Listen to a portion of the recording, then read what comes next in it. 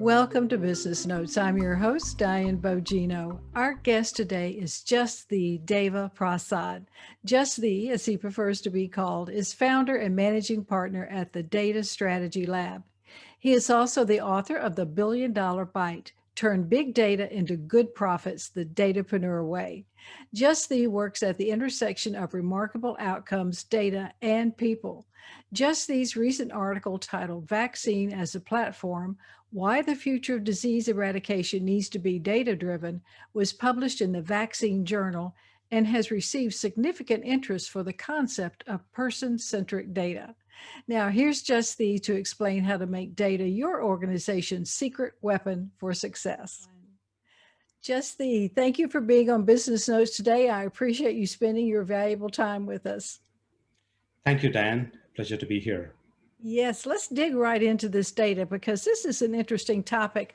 What is person-centric data and why is it important in a world that's still struggling with COVID-19?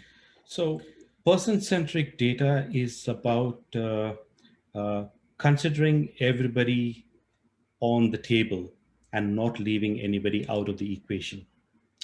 What I mean by that is, let's say if you're inviting a few folks to a buffet, person-centric data make sure that nobody is left out. Or if you're serving food on a table, person-centric data ensures that nobody is left out. What is evident with the COVID-19 experience is that certain parties were considered and certain parties weren't considered. For example, there are cases where oxygen supplies depleted. There were cases where safety equipment wasn't available on time. So these are classic examples where somebody was left out from the table and were not considered in the ecosystem. So when you take a person-centric data approach to solving any problem in any business or social setting, it's to consider every person who's in the equation, who's participating, and their needs and wants are also considered in the execution plans. So that's what the person-centric data gives, and vaccination is no different, and especially for solving problems like vaccine hesitancy, which happened to be one of the biggest threats in 2018, and by 2019, 2020, we know the whole story now. So that's the importance of person-centric data. Right.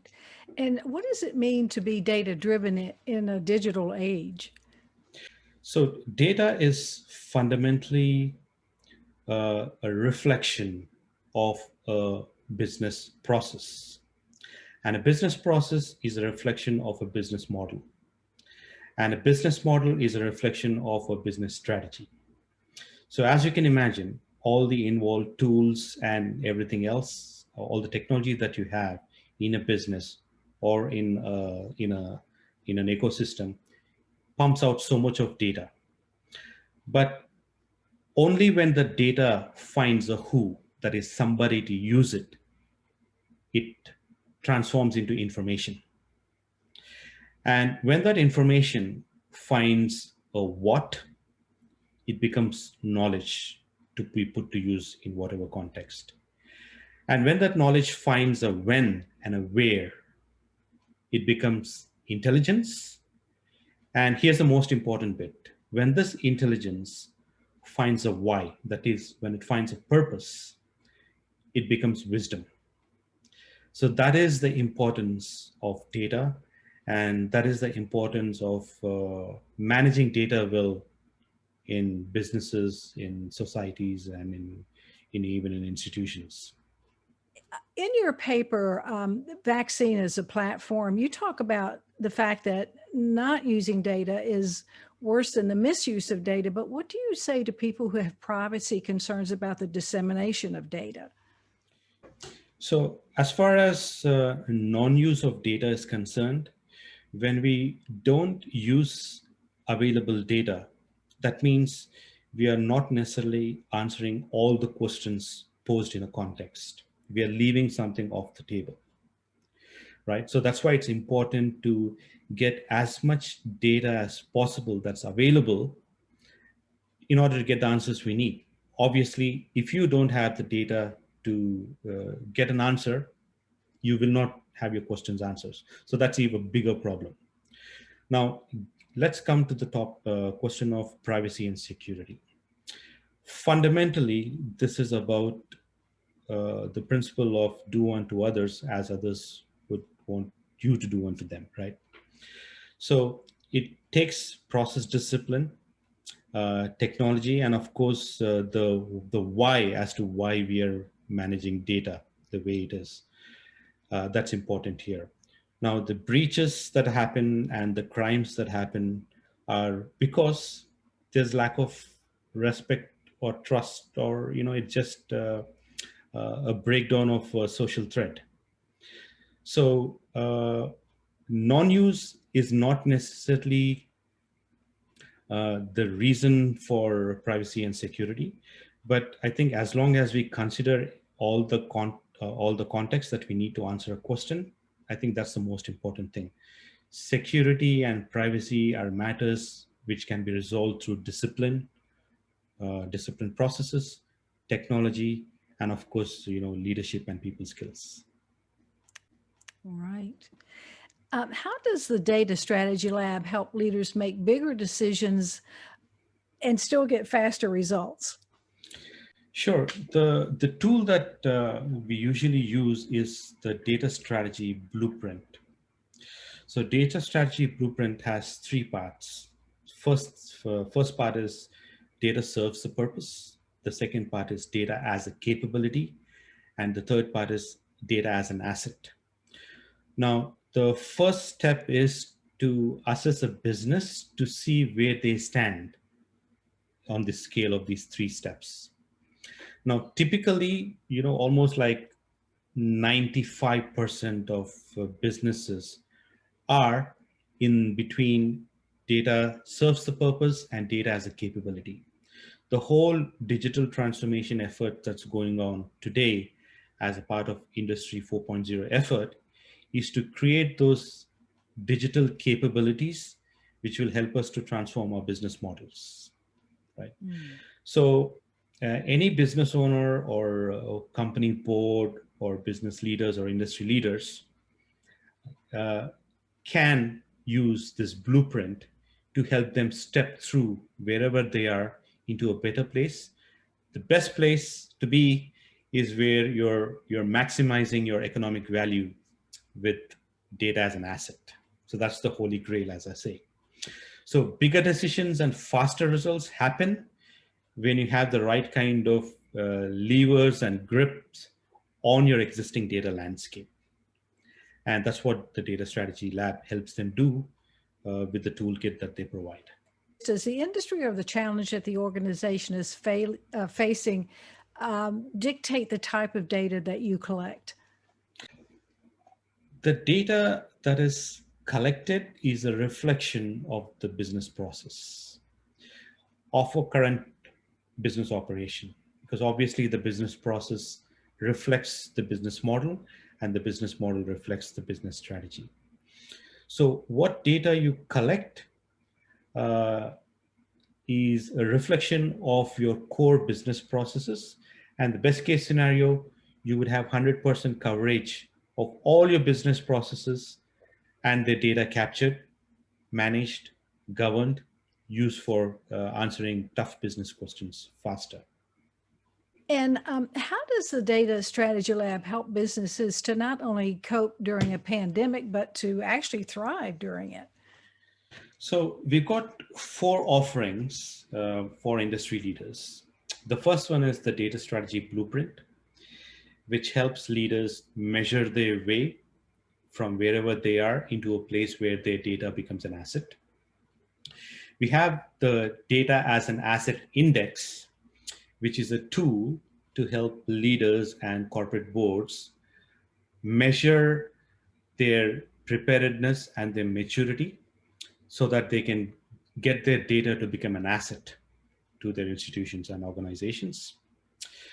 Then we have the Class N operational data store, class and ODS, we call it, which helps business models collect all the data that they need, completely destroying data non-use, so that they have a business model that is driven by data. And finally, the datapreneur is a competency. And this competency, we are training corporate leaders and teams through the Datapreneur Institute, which the Data Strategy Lab has founded in order to give online education for leaders. And this is transformation for leaders, first inside and then outside. So what we mean by that is, for making bigger changes outside, the first change has to happen inside. So leaders get to change inside first so that they're able to make dramatic changes for their enterprises and their industries along the Mm, way. yeah. And how do you help leaders who are uncomfortable with technology? I know COVID forced many people to deal with technology that might not have wanted to, but let's say they weren't forced to do that. How do you make them comfortable with technology when they're really not? I think the realization that technology is necessary has come anyway. You know, pre-COVID, before COVID, there was a lot of resistance even to have video calls on Zoom, right? Now, in many cases and many industries, COVID has become the chief digital transformation officer. So COVID has effectuated change. So I think we've got no other choice but to educate resistant leaders to embrace technology so that they're able to take their uh, corporates, their departments, their teams into a better place than where they were before. And COVID's a classic case where, you know, big institutions with over even 10,000 employees didn't even blink when everybody went online, right? So that's the power we have with technology. And I don't think we should underestimate it. And I don't think we should underutilize it either. Mm, yeah. If there's one thing that business leaders could do today to change the course of their business, what would that be? The one thing that everybody has to do today is to become more person centric. That is to care about everybody first in their business model, not leaving anybody out. And then, of course, how that business model is serving the society and then the world. Right? When you take a person centric approach, it's unlikely that you will leave anybody out. So, taking a good look at the purpose of a business and then embracing the fact that there's people involved in every business model will create a lasting impact. And the good news is that you will enjoy higher financial valuations just by being data driven. Mm. And Justhy, tell us where we can get your book and tell us a little bit about it, the title. This the $1 billion bite, turn big data into good profits, the Datapreneur way. This book was honored in 2017, 2018 as Best Business Book category finalist in the American Book Fest. So this has the toolkits that I spoke about, the data strategy blueprint. It introduces the concept of the competency of the datapreneur, the class and operational data store, and of course the DAS index. So it's for any leader in any industry, corporate or enterprise, who wants to make a difference with the data that they have in their business, and in the process enjoy higher valuations, financial valuations, which we need today. Mm, great. Well, I'll look for that for sure. You have reminded people that they do have to change their business model and pivot in order to stay successful and keep up with trends, and given people some new ways to think about data and not to forget about people. And I really appreciate your time today. Thank you so much for being with us. Sure. Thank you so much, Dan. I appreciate it. Thank you for watching Business Notes. We've been speaking with Justhy Deva Prasad, founder and managing partner at the Data Strategy Lab and author of The Billion Dollar Bite. I'm your host, Diane Bogino, bringing you business ideas you can bank on.